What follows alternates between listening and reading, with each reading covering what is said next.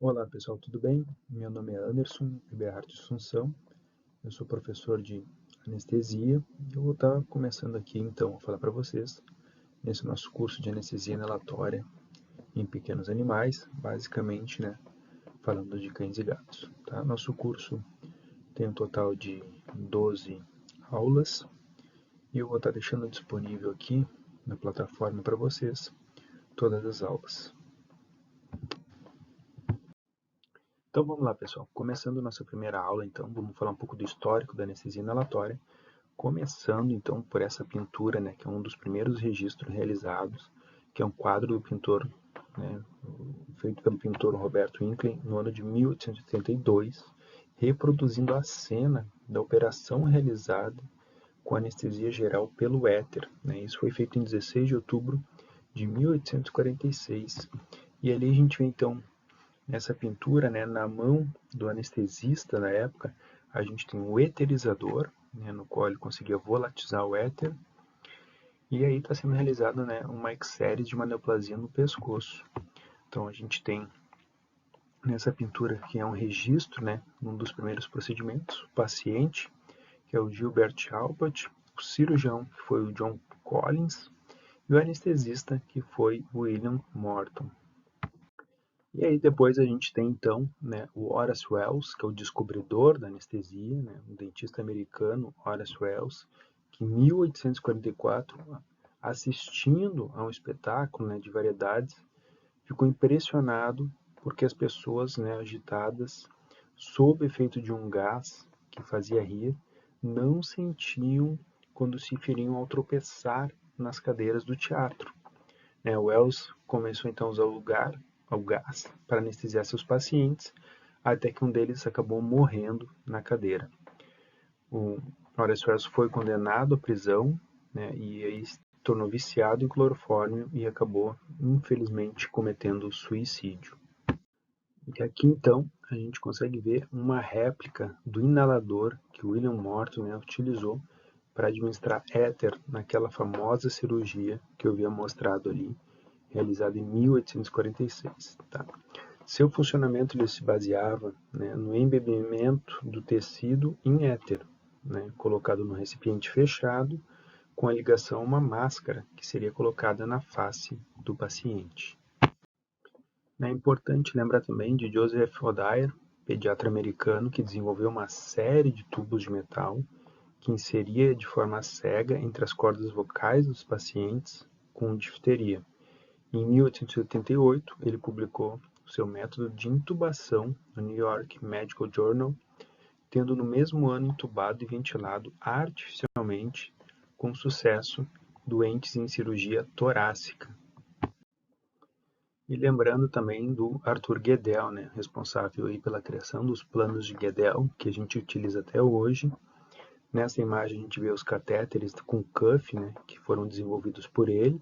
Então esse foi um dos grandes avanços dessa época, a adição de um cuff aos tubos de intubação, por Arthur Guedel e Ralph Waters, dois anestesistas americanos, e essa modificação tornou possível a ventilação com pressão positiva, bem como potencial para ventilação isolada de um só pulmão, a intubação seletiva que a gente chama. E mais tarde, então, facilitou de sobremaneira a realização de cirurgias torácicas. E essa imagem também foi feito um experimento pelo Dr. Arthur Guedel, que criou o primeiro tubo traqueal com cuff, como eu havia comentado, junto com o Dr. Ralph Waters, que em 1928, para provar a eficiência do seu tubo, usou em seu cachorro apelidado de Airway. Ele anestesiou e intubou o animal, deixando mergulhado em água durante a palestra. E ao final, ele acordou e estubou o cãozinho, que sacudiu-se para tirar o excesso de água dos pelos, recuperando então após a anestesia. E também, ainda salientando a história, temos o otorrinolaringologista Dr. Jackson, um americano que desenvolveu o laringoscópio, com forma de U e sem a curva na ponta, com uma fonte elétrica de luz para melhor visualização, que lhe permitia precisamente isso, através da visualização direta da laringe, intubar o paciente. Esse modelo foi posteriormente modificado por Miller em 1941, que acrescentou uma curva no final da lâmina, que permitia, então, uma melhor retração da epiglote. E também nós temos o Dr. Robert McIntosh, né, que viveu aí de 1897 a 1989, um anestesista da Nova Zelândia, que percebeu que colocando a ponta da lâmina do laringoscópio na valécula epiglótica e elevando assim indiretamente a epiglote, ele conseguia visualizar perfeitamente as cordas vocais. Desta forma, não havia tanto estímulo do nervo laríngeo superior, precisando então de menos sedação para realizar a intubação e diminuindo a incidência de laringoespasmo. Também, né, além da introdução dessa técnica, também desenvolveu um laringoscópio com curva contínua, né, da sua lâmina, que ainda hoje se mantém modelo mais popular. E esse slide, então, é para mostrar como eram feitas, né, as máscaras de anestesia na primeira metade do século XX, né? Então, aí, no início dos anos 1900, então a gente vê o design de uma peça mostra, né, a necessidade de integrar a funcionalidade com a portabilidade desse tipo de máscara. E aqui, pessoal, é um vídeo realizado, né, mostrando como era a anestesia nos anos de 1944. Olha só, o anestesista ele está usando a máscara que eu mostrei no slide anterior, colocou uma compressa em cima do rosto da pessoa, né? Ele está demonstrando como que ele monta então a máscara com a compressa, né?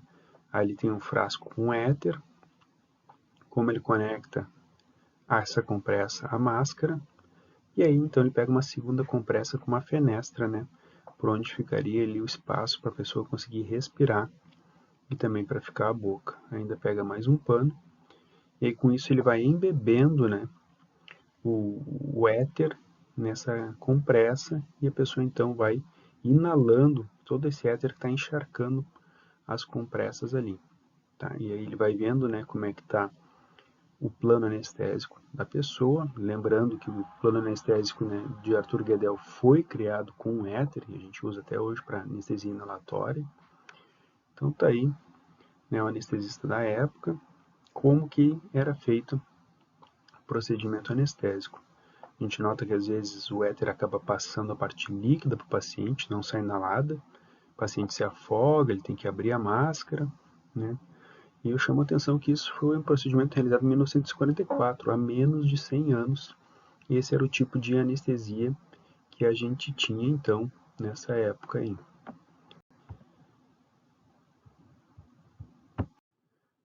E aí a gente tem então, né, com o passar dos anos, por exemplo, final do século XIX, 1885, começou a se falar em anestesia espinhal, né, bloqueio de neuroeixo usando a cocaína em cães. 1898, August Beer induziu anestesia, né, em si mesmo, nos seus assistentes e aí nos animais também. Começou a se popularizar a anestesia infiltrativa. A partir dos anos 1900, né, começou a introdução, como a gente viu, do éter e o cloroforme em animais domésticos. Na década de 20, começou a se falar dos barbitúricos, né, tiopental, pentobarbital, e a partir então dos anos 1950, começou a se falar nos fenotiazínicos e na criação dos hidrocarbonetos halogenados líquidos voláteis, que são os anestésicos inalatórios, e daí em diante se popularizou a anestesia geral inalatória. Aí esse slide então para mostrar, né, alguns dos anestésicos inalatórios que foram criados e o respectivo, né, período de tempo que eles foram criados. Por exemplo, a gente tem derivado dos hidrocarbonetos, o alotano, né, que a gente usou aí muito na anestesia veterinária durante as décadas de 90 até ali os anos 2000. Depois a gente substituiu, né, basicamente pelo isoflurano, derivado dos éteres. Entrou na rotina de pequenos animais a partir do final dos anos 80, e mais moderno que ele, a gente tem o sevoflurano também, né, um dos principais anestésicos inalatórios usados em pequenos animais. Mais moderno, né, a gente tem o xenônio, tá, uma realidade muito longe, né, de entrar na rotina de pequenos animais, mas a gente também, nesse curso, vai estar abordando o xenônio, falando das principais características dele para uso na medicina veterinária. Então, trouxe esse slide para mostrar para vocês, né, um pouco do desenvolvimento dos diferentes anestésicos inalatórios ao longo dos anos, né? A gente começa com o óxido nitroso, ali, o éter, né, e o clorofórmio, que são os primeiros gases a ser criados. E aí a gente tem lá, né, nos anos 60 em diante, o alotano, depois o enflurano, que a gente já não usa mais, né, seguido do isoflurano, o desflurano, que a gente vai estar comentando no curso também, apesar dele não entrar na rotina de pequenos animais, devido a um efeito ambiental que ele tem, fica muito tempo na camada de ozônio, destruindo a camada de ozônio. E por último, então, um dos mais modernos, o sevoflurano, que a gente vai estar abordando nesse curso. Tá certo, pessoal. Então essa foi nossa primeira aula. É só uma introdução, né, para chamar a atenção um pouquinho da história, para a gente conhecer da onde veio a anestesia inalatória. E daqui em diante, nas próximas aulas, então, são um total de 12 aulas, a gente vai estar abordando aí todas as partes de mecanismo de ação, estação de carrinho de anestesia, né, tudo que envolve a parte de anestesia inalatória. Fique comigo aí e até as próximas aulas. Obrigado.